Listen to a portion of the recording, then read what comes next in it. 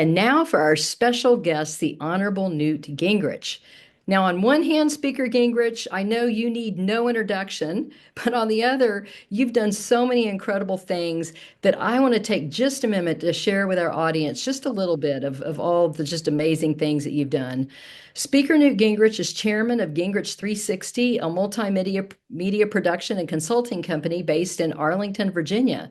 As former Speaker of the House of Representatives, Gingrich is well known as the architect of the contract with America that led the Republican Party to victory in 1994, creating the first conservative majority in the House in 40 years. He was Republican candidate for President of the United States in 2012. Speaker Gingrich is a Fox News contributor, podcast host, and we encourage everyone to check out Newt's World, a great podcast, and a syndicated columnist. He's the author of 43 books and 18 fiction and nonfiction New York Times bestsellers. His latest books include Defeating Big Government Socialism and March the Majority. And coming out soon, I think Jordan is going to put it up on the screen, Trump's Triumph, America's Greatest Comeback. And we'll be dropping a link in on that so that people can know where to find that. Trump's Triumph, America's Greatest Comeback is going to be coming out soon. Speaker Gingrich and his wife, Ambassador Callista L. Gingrich, host and produce historical and public policy documentaries. Recent films include Journey to America, The First American, Divine Mercy, The Canonization of John Paul II. Recognized internationally as an expert on world history, military issues, and international affairs, Speaker Gingrich is the longest serving teacher of the Joint War Fighting Course for Major Generals. And Speaker Gingrich, I knew a lot about you, but I didn't even know that. He also teaches officers from all 6 services as a distinguished visiting scholar and professor at the National Defense University. And in addition, he served as a member of the Defense Policy Board and was a member of the Terrorism Task Force for the Council on Foreign Relations and co-chaired the Task Force on United Nations Reform, a bipartisan congressional effort to modernize and improve the United Nations. The Gingriches reside in McLean, Virginia, and Naples, Florida, and have 2 daughters and 2 grandchildren. And Speaker Gingrich, just on a personal note, I just want to say I had a front row seat to your leadership in the mid 1980s until the 1994 elections when Republicans won the U.S. House majority for the first time in 40 years. And I just remember as a young staffer, just watching your brilliant leadership on a day-to-day basis as I worked for Congressman Joe Barton. And everything back from the Conservative Opportunity Society, COS, to GoPac, and just all the seeds that you planted that changed the course of history. And we know you continue to change the course of history with your vision. So we're so honored to have you here today. And I'm going to turn it over to you. Well, thank you, Kathy. And I very much admire what you've been doing in developing better interest in the American Constitution as the base of our liberty. And frankly, with the 250th anniversary coming up, I can't imagine a better time to be with you and to have this conversation. I think I'd frame a large way of thinking about where we are is that this is the 5th great change since the founding of the Republic. The first was Jefferson, who invented the Democratic Republican Party, defeated the Federalists, and dramatically shifted power. The second was Andrew Jackson, who, after losing the presidency in what he thought was a corrupt bargain in 1824, spent 4 years going after the establishment, got elected in 1828, and brought about what is the Jacksonian Revolution. The third is Abraham Lincoln, who, by the very threat to the survival of slavery that he represented, ended up presiding over a civil war, which was the bloodiest and most painful conflict America's ever had. And the fourth was Franklin Delano Roosevelt, who, upon getting elected in the middle of the Great Depression, profoundly shifted the country towards a big government, centralized bureaucracy model, which is still there. So we've had 90 years of the Roosevelt model. Now you have with Trump somebody who is, in very profound ways, moving to shake up and change what has been some 9 decades of centralized government. And if he pulls it off, he will be, in fact, the 5th great change agent in American political and governmental history. So it's an amazing time. One of the topics you and I discussed is tariffs. And I think you have to put tariffs in two contexts. The first is that from the founding of the country up to the passage of the income tax in 1913 as a constitutional amendment, for that entire time, tariffs were a major source of revenue. In fact, in 1805, in his second inaugural, President Thomas Jefferson says, no American ever sees a domestic revenue agent because we don't collect any domestic taxes. Our money comes from wealthy people buying products from overseas and paying tariffs. So there was a big revenue side of this. The other was something which really came to power in 1860 with Lincoln, and that was an agreement that we'd have very high tariff walls and we'd build very big industries, and they would have the highest paid workers in the world. And that model, which was exemplified by William McKinley when he won in 1896, really became the dominant model of making America the largest industrial country in the world. And that model lasted till the middle of the Great Depression, when Roosevelt replaced it with a model of open trade, trying to build a worldwide market system. That worked for a long time. I would say, and for a long time, frankly, in my career, I supported it. I would say, though, that starting sometime after the collapse of the Soviet Union in 1991, we began to move into a period where all of our competitors rigged the game. So whether you're the Europeans who use value-added tax, tariffs, and restrictions, and who have gone for regulation rather than innovation, or your countries like Japan and Korea, which basically allow no U.S. rice to be sold and have very high tariffs against cars from the United States. Around the world, people developed models of behavior which collectively weakened the American system and put us at a significant disadvantage. I think that what you see with Trump is three things. A move to shift revenue back to coming from tariffs because he realizes that with the right tariff structure, you can raise a great deal of money towards balancing the budget. Second is a belief that you have to have a fair playing field, and that means, if the other guy's been successfully cheating for 20 or 30 years, when you come in and say, no, we're going to be honest this time, they don't particularly like it. I mean, they've been winning with the old game, and the new game is not to their advantage. And then third, I think President Trump understands that you could, in fact, build a dramatically bigger, more industrial country. For example, already in the first 3 months of his administration, something like 18 auto factories have been announced. We've had hundreds of billions of commitments in artificial intelligence factories. I mean, there's a tremendous amount of, you don't see it yet. And I think that what's happened is in this period of transition, the people who made a lot of money in the old order are very nervous and haven't figured out how to make money in the new order.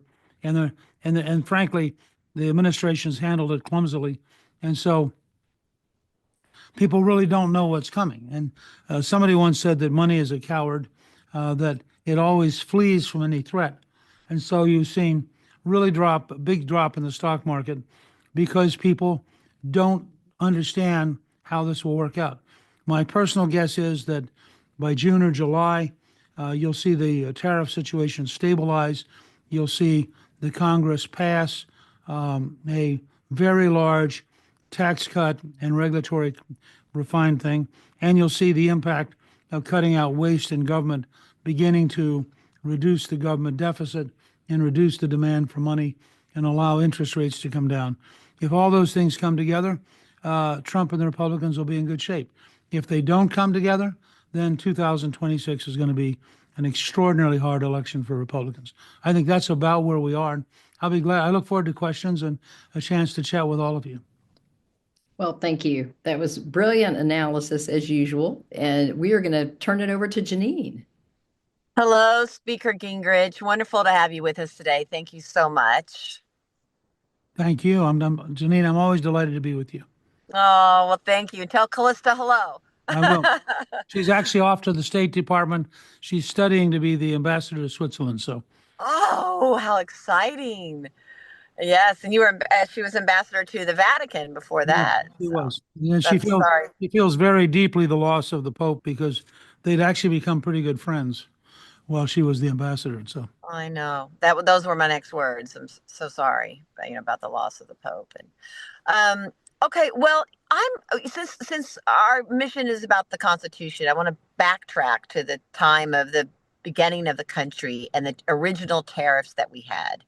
How were those established? Were they sort of grandfathered in when because the colonial times, it was no, England was getting, or was there a legislative branch no, law passed?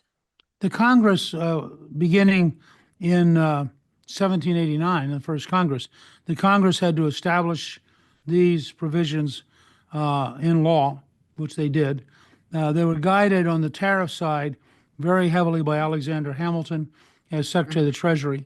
And they had a very clear understanding that if they did not protect American manufacturing, that the British, who had a huge lead in technology in that period, would simply drown us, that we literally would not be able to ever grow domestic industry. And a large part of their view was national security. Remember, these were people who had fought a war for 8 years in order to become free. So they understood the importance of having domestic manufacturing, being able to make cannon or make rifles, etc.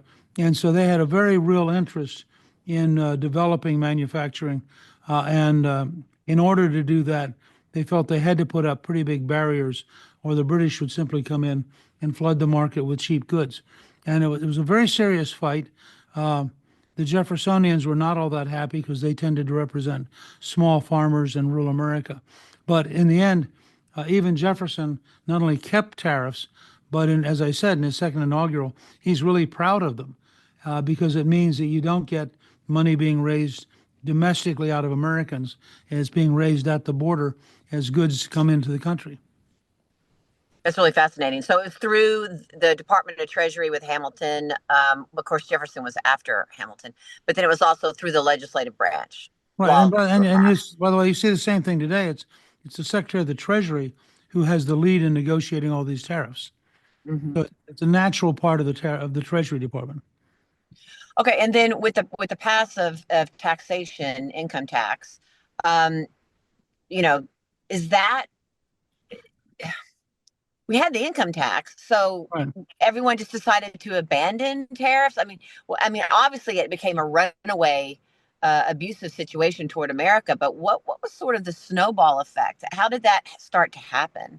Was Well, it what? I think first of all, initially, if you go back and read the first tax bill, which is very, very short, it's only supposed to apply to people with $1 million of income, and it's like a 3% tax. I mean, so initially, it's very simple to administer.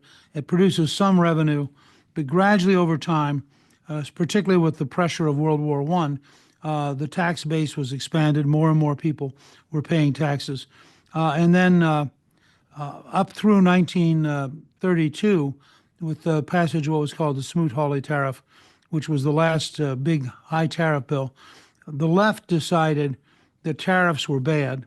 They wanted free trade to the degree they could get it.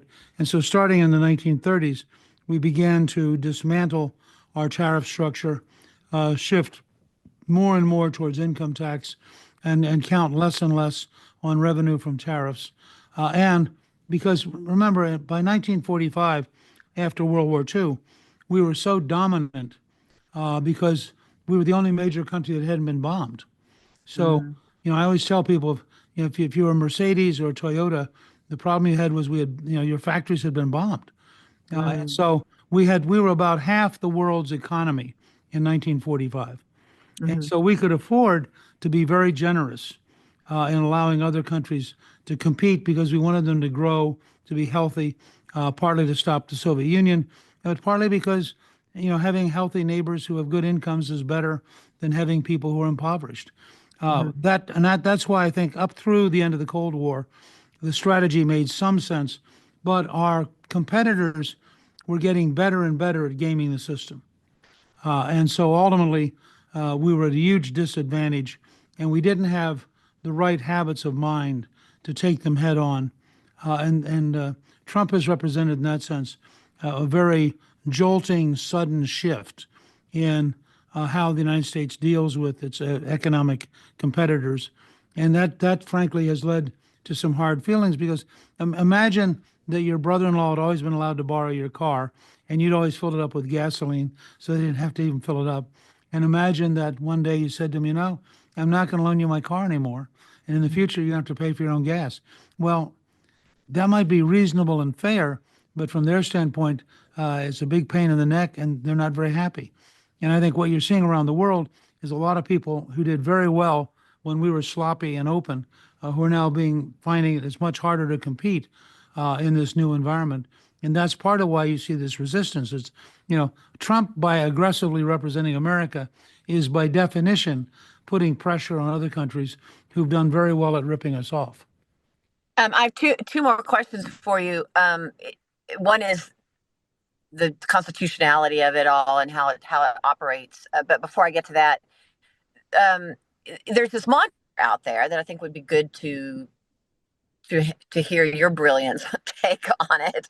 That it's going to cost Americans individually money. That it's going to cost Americans that these tariffs. You want to address that a little bit? Well, I think to some extent it will cost Americans. There are two questions. One is, how rapidly do new companies grow up in the U.S. that replace the imports? And to what extent, because we have a tariff advantage, to what extent do our workers get better paid? I mean, in the 19th century, we had a very high tariff, but we also had the highest paid workers in the world. And so if our economy starts booming and our salaries go up, it's a question of affordability. And if people can afford to buy more eggs or more gasoline or a better house, they'll be pretty happy. And at the same time, if we cut out this huge amount of trillions of dollars of government spending, you'll see interest rates come down and you'll see people able to buy a house and able to start a small business on a scale we haven't seen probably in the last 30 years. And to get a lot more businesses here, I think would be a wonderful thing, such as manufacturing plants for antibiotics and to not be so reliant on other countries. Well, I mean, part of it is a national, just as it was with Alexander Hamilton, part of it is a national security issue. I mean, we discovered during COVID how much we depended on China for drugs, for medical supplies, for masks. I mean, anybody who's serious about national security recognizes you've got to figure out what's the size of the industrial base you need if you're in fact going to be a free country. I guess we're going to have to be a little bit like our founding fathers in the Tea Party, right? They were willing to forfeit that tea to win the war. That's so right. we may have to forfeit on some things, but in the long run, and that Alexander Hamilton always talked about the genius of the people. So I think the people are smart enough to know, on the whole, as my mother likes to say, what's happening in America. That we just have to give it time because in the long run it'll be good. In the last minute that before I pass to my fellow co-host, talk about the constitutionality of tariffs. Is it an executive branch? Obviously, I mean, executive orders can be signed. Does this also need to be in the legislative branch ultimately? Well, no, I mean, everything that Trump has done on tariffs is in the context of past laws that have already been passed by the Congress and signed by the president. Oh, interesting. So there was a provision that, now you can argue that he's stretching it, but there was a provision that on an emergency basis, the president can raise and lower tariffs as he sees fit. And that was granted to him by the Congress, in part because, you're going to deal with 190 or 200 countries. And the idea of trying to do that, one country at a time with the Congress would be a nightmare. So so the Congress delegated the power to the president.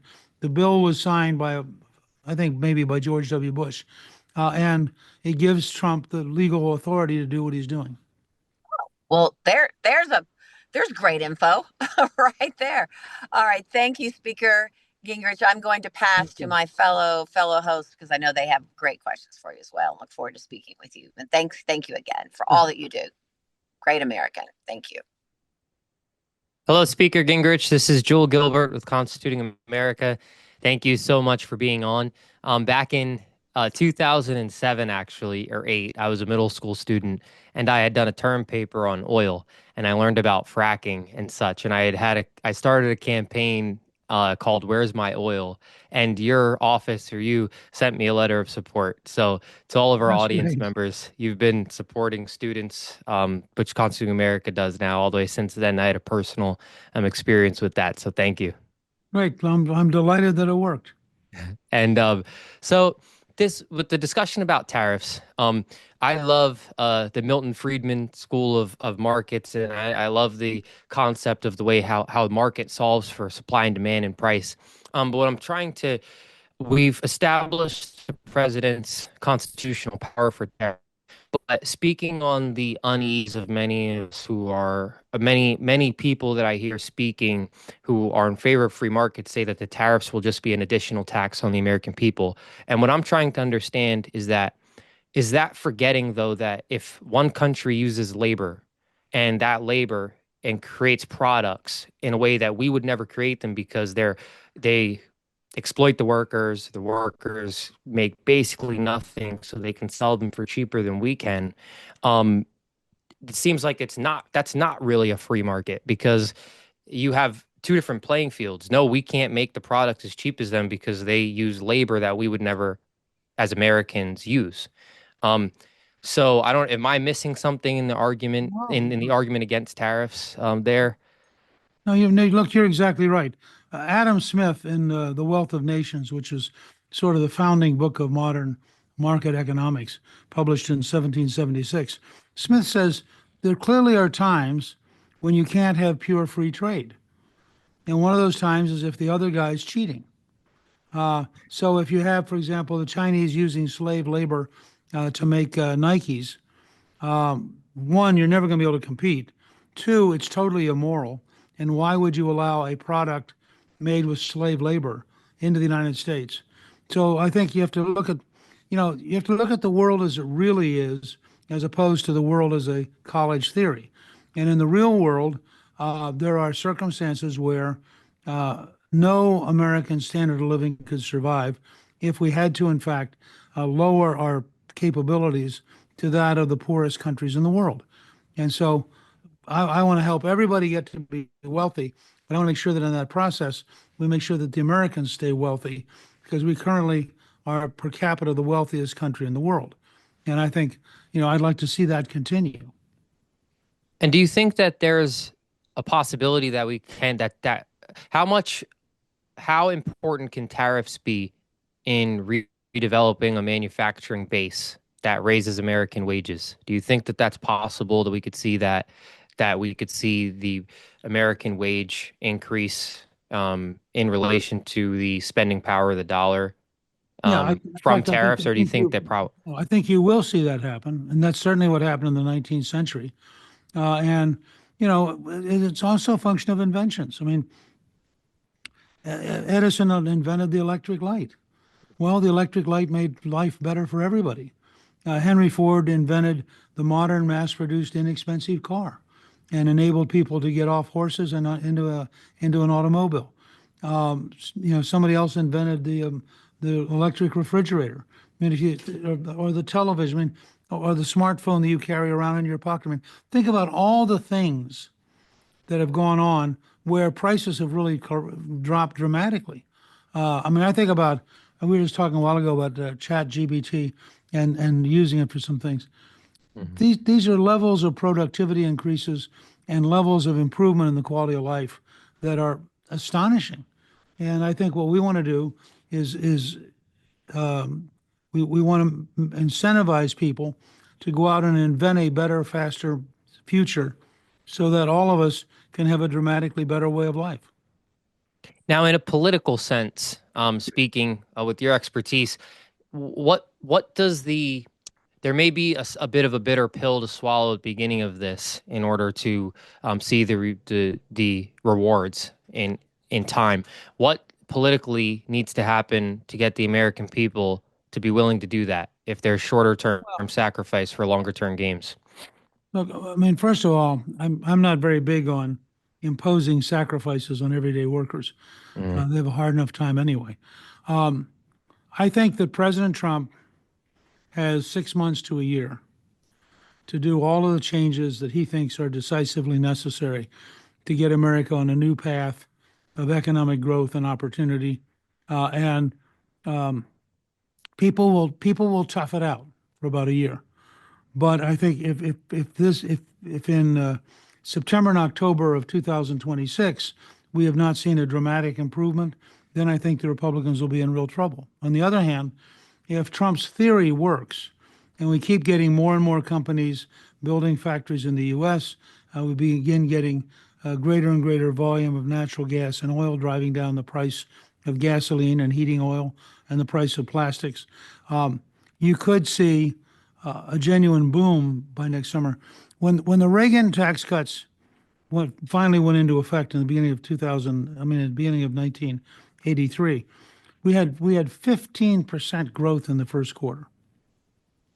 I mean, it's Wow. astonishing. It's because all the built-up desire to invest suddenly exploded, and so I think if they pass the tax bill this May or June, because it's I think going to be made retroactive to January 1st, you're going to see a terrific increase of money in people's pockets. You're going to see a huge incentive to build factories, and I think you're going to see just an amazing amount of economic activity by this fall. That kind of brought up my next question, which was, what does Congress need to do to support this, make this successful? Does President Trump need them to do some make some moves here? Look, everybody who's listening to this should call their congressman and their two senators and say, pass the tax cut and regulatory reform bill by May or June. Don't give us excuses. Get the bill done. And I think if they do that, and if we get it through, excuse me, between spending cuts that are going to bring down interest rates and tremendous incentives, both for personal consumption and for investments in factories, I think you could have, at that point, just a remarkable surge in economic activity within 30 to 60 days of the bill being signed into law, because it would be applied immediately, and so you'd feel in your next paycheck immediate advantage of having things this being done. Yes.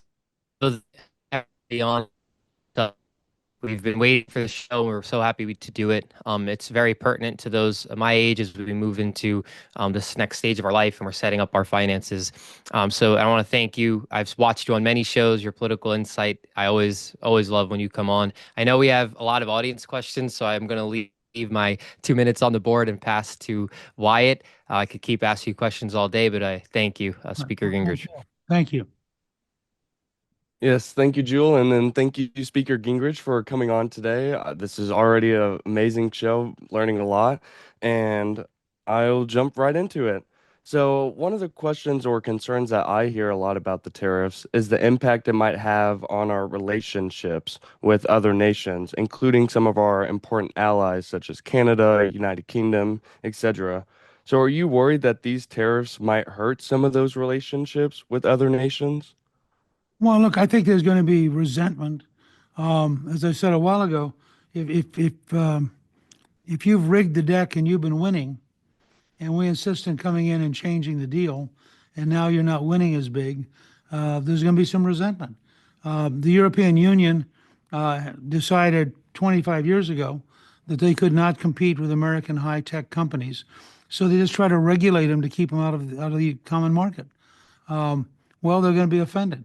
The Canadians have had, in certain areas, dairy products, for example, and timber products, they've had huge advantages. And as we demand that we get to a more balanced playing field, they're going to feel some of the pressure. And this is inevitable unless you think you can sustain forever a huge imbalance of trade and a huge imbalance of uh, giving people money in return for goods and not getting anything back. Um, Unless you think you can do that forever, sooner or later, you have to have this kind of profound, wrenching change. And that's what we're going through. And how does this, excuse me, discussion of the tariffs fit more into the broader question about globalization? And what is your take on that? Well, I want to draw a distinction between technical globalization and political globalization. And almost not 100%, but almost, I would guess above 90% now. You can go anywhere in the world and use your cell phone. Now, that's astonishing. It was literally impossible 40 or 50 years ago. So in that sense, you can get on an airplane, you know about what the airport looks like, you know about what takeoff and landing looks like, uh, you know the kind of training the pilot got, and that's true for over 100 airlines all around the world, and you don't even think about it very much. So that's a technical universality that is simply the adoption of best principles. Now the second level is political, and there it's much different. Um, I co-chaired with the senator from Maine who'd been the Democratic Majority Leader uh, and George Mitchell. We co-chaired a commission on reviewing the United Nations. We found corruption, we found nepotism, we found bureaucratic incompetence, and we found that it was virtually impossible to reform because all the people who were living off of the waste wanted to keep it. They didn't want to change, and it was a fascinating case study. And I think that there's a real difference between technically unifying the planet and creating rules that work worldwide for those technologies. And on the other hand, lending power to multinational organizations who almost by definition are anti-American and anti-Western civilization because of just the way the world is organized. And I think that's very dangerous. Mm-hmm. Yeah, wow, that's very interesting. If you allow me to, I kind of want to deviate off of this Sure. subject. So in an article published today by Spectrum News, it found that 32% of respondents had full faith and trust in Congress, which is, fairly low considering that Congress is supposed to be, the representatives of the people. What can and should Congress do to increase the trust of citizens that they're intended to represent? Maybe some reform ideas or. Well, and the biggest thing is transparency and honesty. Plus, smaller government. I mean, when you get a government so big that you can't figure out how to penetrate the bureaucracy, and the bureaucracy knows that they're going to be there no matter what you do, you're going to have a real challenge. We run a project called the America's New Majority Project, which you can see at americasnewmajorityproject.com. We've been doing polling since 2018. In one of our recent polls, over 80% of the country said that they thought the government was corrupt.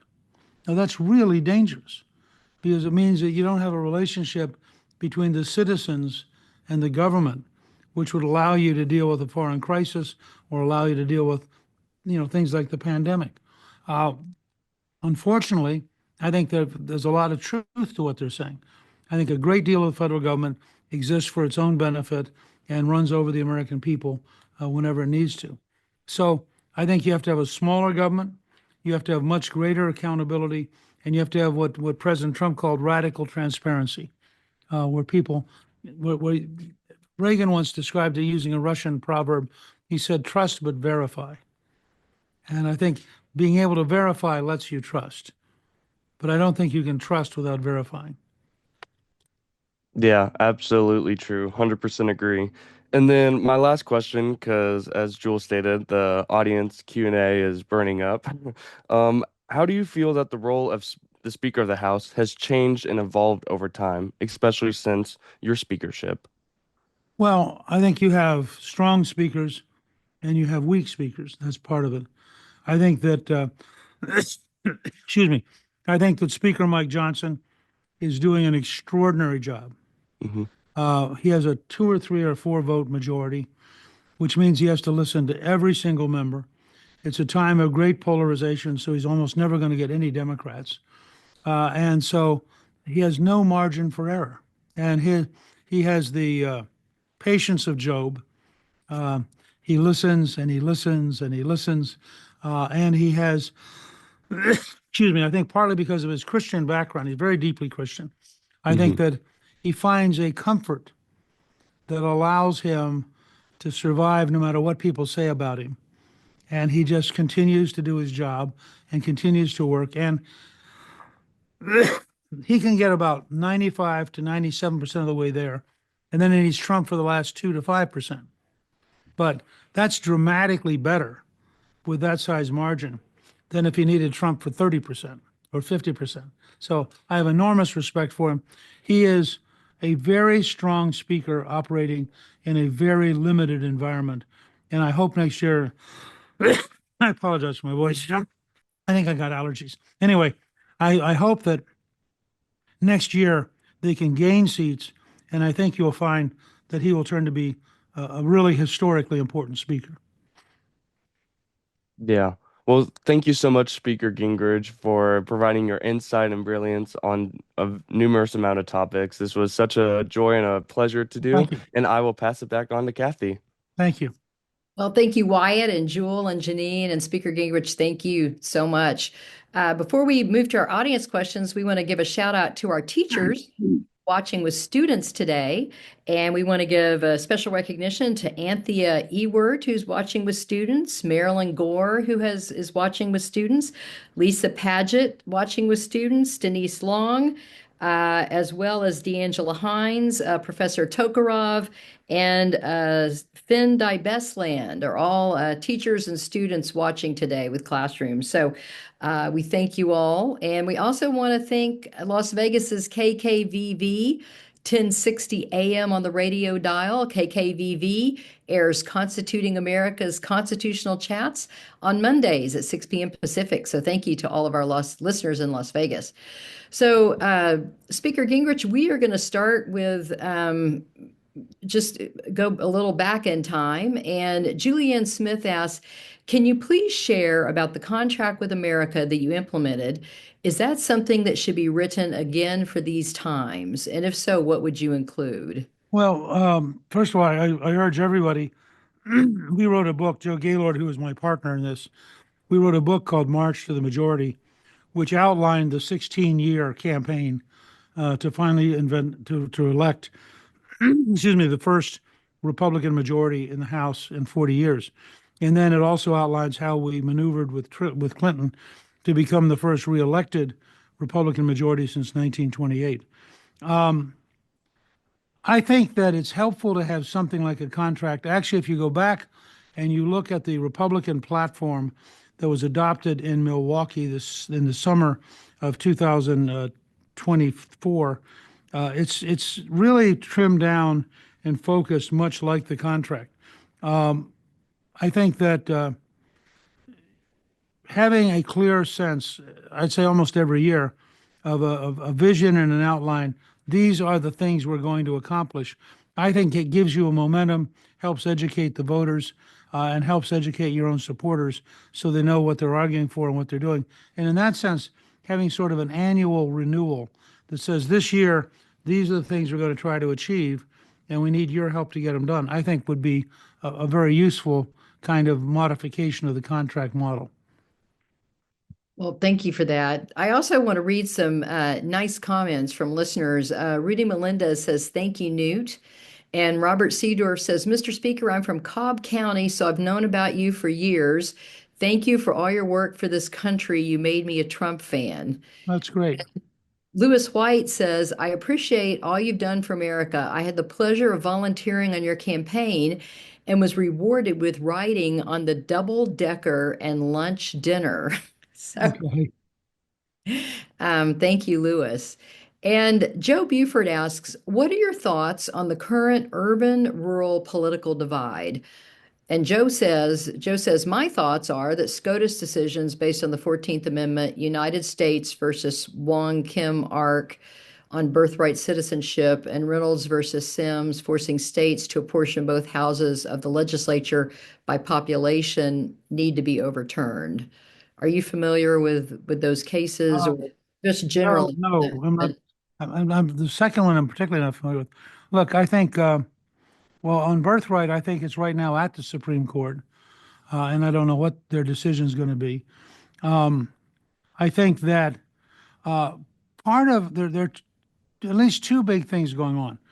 One is that the quality of life is very different in small town and rural America from our biggest cities.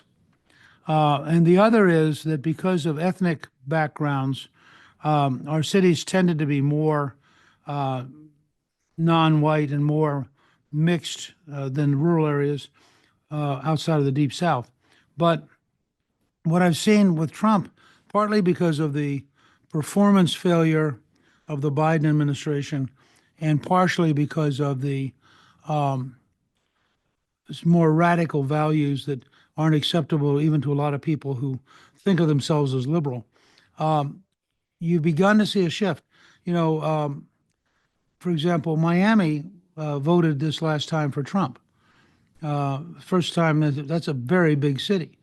And we're finding that President Trump's support, for example, among younger African Americans is dramatically higher. We're also finding that he basically carried half the Latino population and became the first president, first Republican president to carry Catholics. He got about 56% of the Catholic vote. So I think that there's a reality of difference in life. As you know, my wife Calista grew up in Whitehall, Wisconsin, population 1,500, which is dramatically different from growing up in New York City. And I think that makes some changes. But I also think, even in many of our biggest cities now, people are moving towards a more traditional and a more classically American approach to things. And I think that everywhere people are fed up with corruption and they're fed up with big government bureaucracies and machines that simply don't work. Thank you. That was a great answer. Rudy Melendez asked a question that would be great for our students watching to hear. He is asking, which journals and periodicals do you get your news from and recommend to those of us on the call? Well, I'm very fortunate.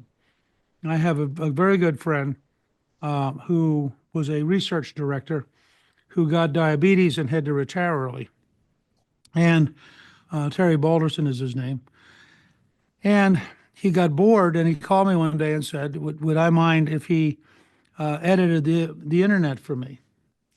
So every day I get somewhere between 100 and 200 emails from Terry, and he scans everything. We look at the New York Times, the Washington Post, the Washington Times. We also look at various websites, things like Politico. I think the best single newsletter on politics is Mark Halperin, who does a great job. I always read the Transom, that is just a remarkable publication, and so I try to be very open. I also try to read stuff like National Geographic. I was just reading about penguins, and I do that because I don't want to just get narrowly focused down on politics or narrowly focused down on government. I want to keep stretching my mind so I can approach problems from a much broader angle than traditional politicians. So I read a lot of that. I'm also a space nut, so I read everything I can about, I do believe in the not distant future we'll be on Mars and Moon permanently. And I find that very, very exciting. It goes back when I was very young.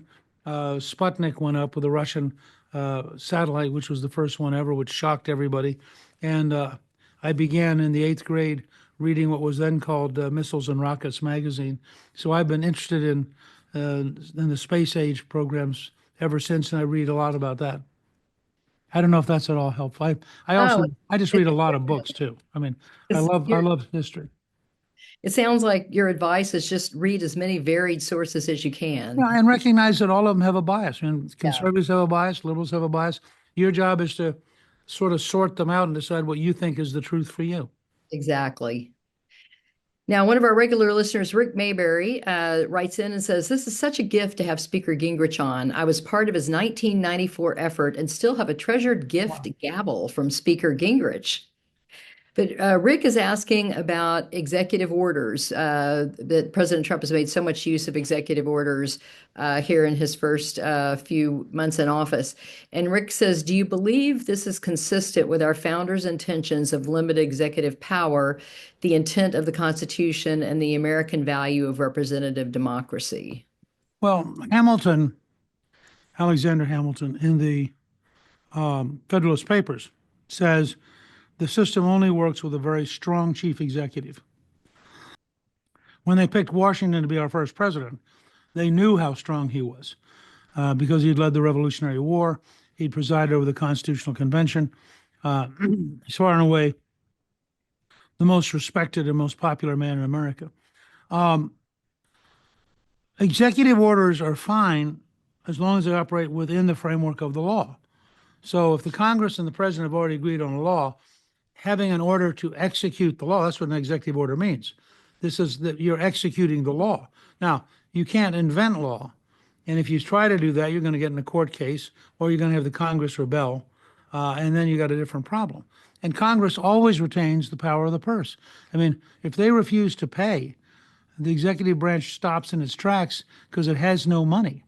I mean, it cannot on its own create money.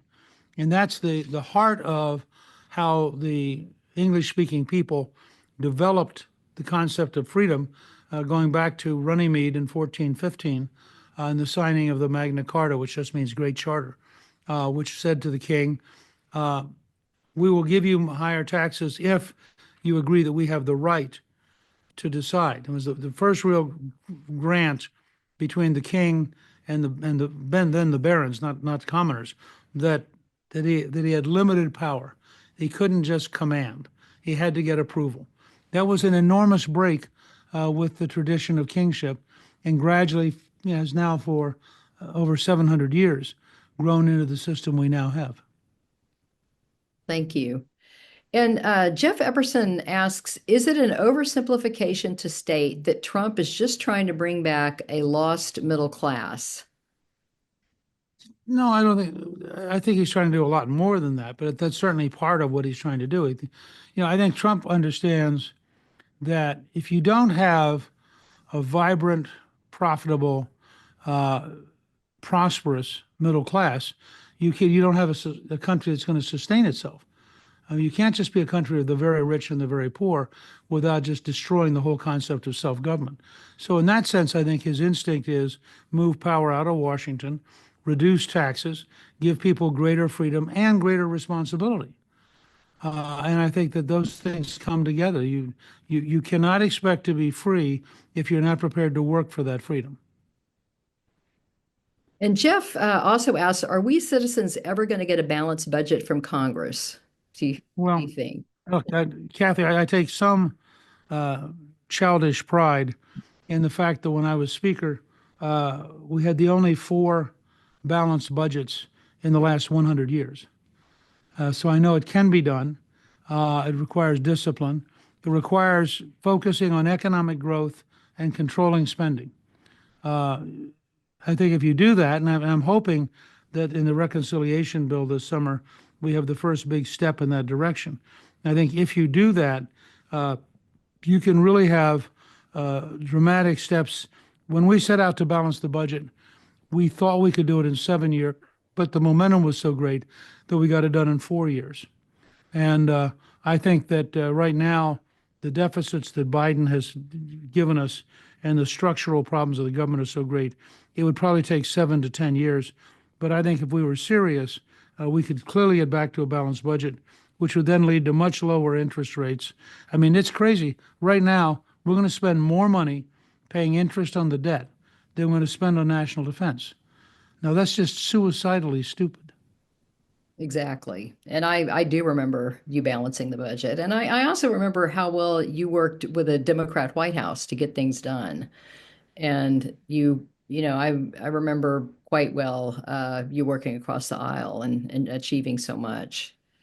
Um, And Randy and Susan Klein asked Speaker Gingrich, when will Republican congressmen lead the way in actually following the Constitution, Article 1, Section 8, which tells Congress what they are authorized to do? Well, uh, I think it is the president who has to patrol that. Uh, and again, one of the problems we've had, which really goes back to Roosevelt as much as anything, is government just got way too big. And when government's way too big, the Congress is way too big. Prior to Roosevelt, I think the federal government was about 3% of the national economy. The other 97% was not federal government. So people didn't get up every morning and worry about Washington because it was a distant place. It didn't cost very much. It didn't exercise very much power at home. And I think that then became this gigantic bureaucratic mess that we now have. And you have to worry about it because it's in your pocket everywhere. And we've got one last question here we're going to close with, which I think is really interesting, from Michelle Murphy. She asked, do any lessons of Valley Forge apply to us today? I actually wrote a novel with Bill Fortune on Valley Forge, and it's fascinating story. Persistence, courage, willingness to learn. Remember, it said Valley Forge that von Steuben, the Prussian officer, comes and teaches the American army how to be a disciplined army. And after Valley Forge, they're able to fight the British and gradually beat them. Washington took over. There was a bakery at Valley Forge. And every once in a while, Washington would take it over, and they would have plays. And his favorite play was Cato, which I recommend to people, which is a play about Cato the Younger, who flees Caesar, and finally Caesar catches up with him in North Africa. And Caesar says, look, I'm going to let you live if you will simply acknowledge that I'm the leader. And Cato basically says, I would rather die a free man than live on my knees as a slave to you, and kills himself. Now, Washington loved that play. And it gives you some taste of how much Washington was committed to freedom. And here they are, cold, hungry, barely surviving against the British Army, taking time to go to a play in the bakery and have a play about sacrificing your life for the cause of freedom. I think there's a lot of emotional and psychological overtones. And Valley Forge, in many ways, was the central place in which the American character was formed by the courage and the willingness to endure the cold, endure the lack of food, endure the lack of uniforms, and decide we are going to become a nation. Yeah, that's a great story that you wove in, and it just reminds us all how the arts can really move the hearts and the minds. And I saw Janine get on just for a second. Janine, did you have any parting words? And Janine may be getting back on here. She may have gotten into some sort of a wireless problem. But Wyatt and Jewel, would y'all like to add any parting words before we close? Yeah, it's just a wonderful show. Thank you. And I will definitely have to check out Cato if it inspired George Washington.